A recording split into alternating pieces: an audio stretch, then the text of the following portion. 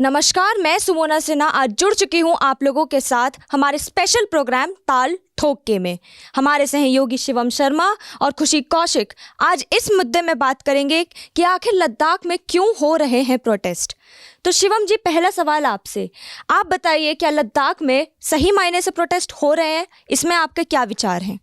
देखिए, लद्दाख में जो प्रोटेस्ट चलाए जा रहे हैं बिल्कुल सही मायने में हो रहे हैं, क्योंकि वहाँ पर जो प्रोटेस्ट कराए जा रहे हैं वहाँ हज़ारों की संख्या में लद्दाख के लोग आकर शामिल हुए हैं, जो बिना किसी दंगे के, बिना किसी उथल पुथल के वहाँ पे अपनी बात को लोगों के सामने रख रहे हैं। लेकिन मैं आपको दूसरा पहलू बताना चाहूँ कि देश में कई ऐसे राज्य हैं जहाँ पर लद्दाख में चल रहे इन प्रोटेस्ट के बारे में किसी को जानकारी नहीं है। तो उसका सबसे बड़ा जो फेलियर है वो मैं बोलना चाहूँगा कि न्यूज़ एजेंसीज़ हैं जो वहाँ जाकर उन मुद्दों को नहीं उठा रही। वो मुद्दे उठाती हैं कि एल्विश यादव को जेल में डाला गया है तो उसके पीछे कारण क्या है। कभी कभी मुद्दे उठाए जाते हैं कि क्या अक्षय कुमार टाइगर श्रॉफ को मार पाएगा, जो कि उनकी मूवी आने वाली है। तो ये मुद्दा ज़्यादा ज़रूरी है लद्दाख वाला, या फिर जो फिल्मी मुद्दे ज़्यादा ज़रूरी हैं देश के लिए?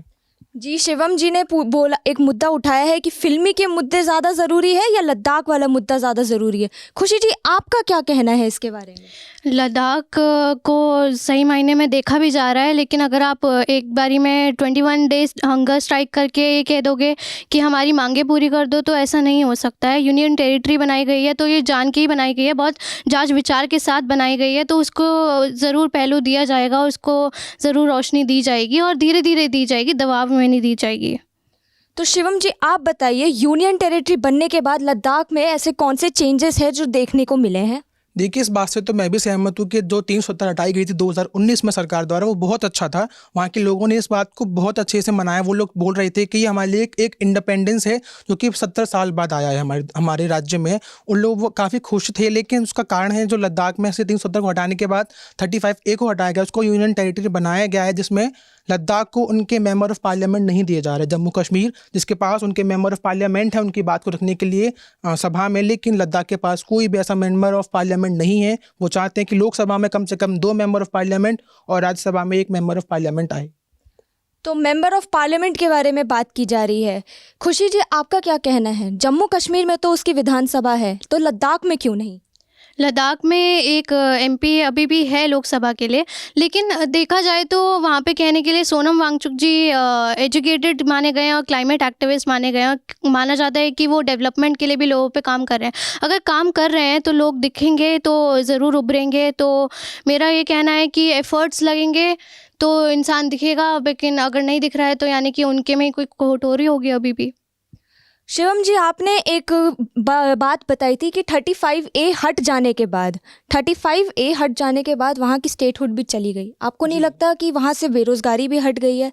क्योंकि सारी की सारी जितनी भी मास टूरिज्म है वो तो सारी जम्मू कश्मीर की तरफ जा रही है। क्या कहना है आपका? बिल्कुल, आपने बिल्कुल सही बताया कि 35A हटने के बाद वहाँ के जो मास टूरिज्म है बिल्कुल जम्मू कश्मीर की तरफ शिफ्ट हो चुका है। अब वहाँ पे लद्दाख में सिर्फ ये हो चुका है कि 35A हटने के बाद किसी भी राज्य से, भारत के किसी भी राज्य से लोग वहाँ जाकर ज़मीन खरीद सकते हैं। जैसे कि हम जानते हैं लद्दाख एक बहुत ही फ्री एनवायरनमेंट वाला एक बहुत ही अच्छा राज्य है, जो कि वहाँ पे हम बोल सकते हैं कि मिल्की वे जो होता है, स्टार्स, हम उसको देख सकते हैं खुले आसमान में। उसका कारण ये भी है क्योंकि वहाँ पे पॉल्यूशन नहीं है। लेकिन 35A हटने के बाद जब लोग वहाँ जाकर बस जाएंगे, रच जाएंगे, तो वहाँ पे बिल्डिंग्स बनाएंगे, फैक्ट्रियाँ बनेंगी, जिससे पॉल्यूशन होगा और पूरे लद्दाख को एक बेरोजगार फिर एक एनवायरनमेंट की तरह बिगाड़ सकती है।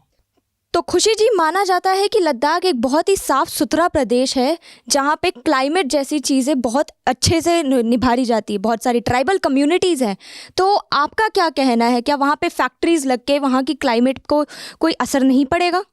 देखिए, मैं थोड़ा इस चीज़ को इस तरीके से कोरिलेट करना चाहूँगी कि कनाडा जैसे शहर में भी लोग, हमारे इंडिया के लोग भी जो हैं वहाँ पे जा रहे हैं। कहने को तो वो भी डिस्टर्ब हो ही रही है, दूसरी कंट्री भी, लेकिन अगर वहाँ के लोग सोच विचार के साथ आ रहे हैं तो यानी कि एक अच्छे नए बदलाव के साथ आएंगे और ये भी देखा जाएगा कि क्लाइमेट चेंज इफ़ेक्ट ना हो और ना लोगों को परेशानी हो, जैसे बाहर भी होती है।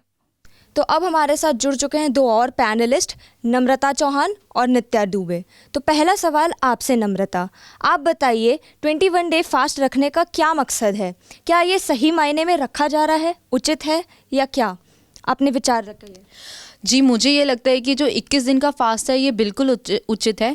आखिरकार सरकार को लद्दाख के ऊपर ध्यान देना चाहिए कि किस तरीके से वहाँ के लोग किन किन चीज़ों से गुजर रहे हैं। अगर हमारे देश का हर एक वर्ग, अगर हमारे देश का 10% लोग भी इसी तरीके से फास्ट पे या धरने पे आ जाएंगे तो हमारे देश को ये दीमक की तरह खा जाएगा। इससे बेहतर है कि हमारे देश को, हमारी सरकार को उनके ऊपर ध्यान देना चाहिए कि वो किन किन चीज़ों की मांगे कर रहे हैं। आप बताइए, क्या वहाँ पे डिक्टेटरशिप नहीं आ जाएगा अगर सेंट्रल गवर्नमेंट का ही रूल वहाँ पे चल रहा है? ऐसा वहाँ के लोगों का कहना है।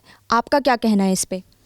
जी, मेरा कहना ये है कि जो ये प्रोटेस्ट चल रहा है 21 दिन का, जो अनशन सोनम वांगचुक ने लिया हुआ है, उस पे सरकार को तो ध्यान देना ही चाहिए, क्योंकि बहुत सारे ऐसे मुद्दे हैं और आगे भी मुद्दे आते जा रहे हैं। तो सरकार को ये ध्यान देना चाहिए और ये करना चाहिए कि कुछ मुद्दों को वो सरकार देखे कि वहाँ के क्या गलत हो रहा है, वहाँ पे क्या सही हो रहा है। लद्दाख के लोगों का कहना है कि उनको 6 शेड्यूल में शामिल होना है।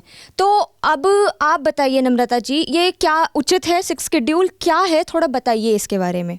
जी, जो 6 शेड्यूल है उसके अंदर ये है कि जो लद्दाख में 97% है वो ट्राइबल कम्युनिटी आती है। वहीं पर जो हमारे मिज़ोरम और फिर मेघालय, ये सारे जो स्टेट है, इनको ट्राइबल कम्युनिटी को वो 6 शेड्यूल मिल चुका है, जिसके अंदर वो अपने खुद के रूल्स एंड रेगुलेशन बना सकते हैं ताकि वो अपनी एनवायरनमेंट को प्रोटेक्ट कर सके। इसी तरीके से लद्दाख है। लद्दाख भी बहुत एक साफ़ सुथरा और एक अच्छा देश माना जाता है, जहाँ पर वो भी चाहते हैं कि वो अपनी कम्युनिटी को सेव कर पाएँ, अपने एनवायरनमेंट को सेव कर पाएँ, अपने कल्चर को बचा पाएँ।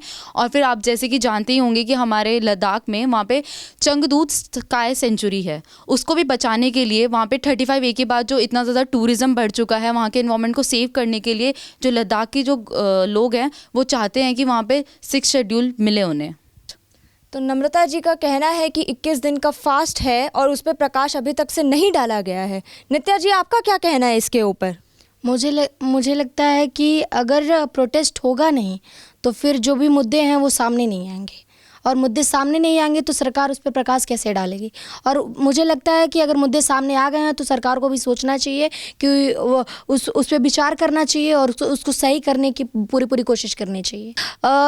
अगर न्यूज़ एजेंसीज़ भी हैं, अगर नहीं दिखाती हैं तो फिर आम आदमी तो प्रोटेस्ट करेगा ही ना, क्योंकि अगर एक आम इंसान खेती बाड़ी करता है और तो अगर वो अपने फसलों को अगर बड़े शहरों में ले जाके नहीं बेचता है तो उसको कौन जानेगा कि फिर वो क्या कर रहा है। यहाँ तक तो वो सीमित ही रह जाएगा कि गाँव तक ही सीमित रह जाएगा, हाँ इतने में ही वो बेच रहा है, ये कर रहा है, वो कर रहा है। तो मुझे लगता है कि प्रोटेस्ट बहुत ज़रूरी है। तो नित्या जी ने बोला कि लद्दाख में खेतीबाड़ी एक बहुत ही बड़ा मुद्दा है। खेतीबाड़ी क्यों नहीं हो पा रही है लद्दाख में? क्यों नहीं हो पा रही है लद्दाख में खेतीबाड़ी? नम्रता जी, आप इसका जवाब देना चाहेंगी? लद्दाख में खेतीबाड़ी और अनएम्प्लॉयमेंट अभी बहुत बड़ा मुद्दा बन चुका है। जब से आर्टिकल 35A हटा है, वहाँ पे जो टूरिज़्म है वो बहुत ज़्यादा बढ़ चुका है कि किस तरीके से जो लोग हैं वो ज़्यादा से ज़्यादा वहाँ पर टूरिज़्म कर रहे हैं, जो वहाँ की एनवायरनमेंट को, वहाँ के जो कल्चर को थोड़ा डिस्ट्रॉय कर रहे हैं एक तरीके से। तो ये एक मेन रीज़न हो सकता है। इसी के साथ हम मिलेंगे आपसे एक नए मुद्दे के साथ अगले सोमवार, सिर्फ और सिर्फ ताल ठोक के में।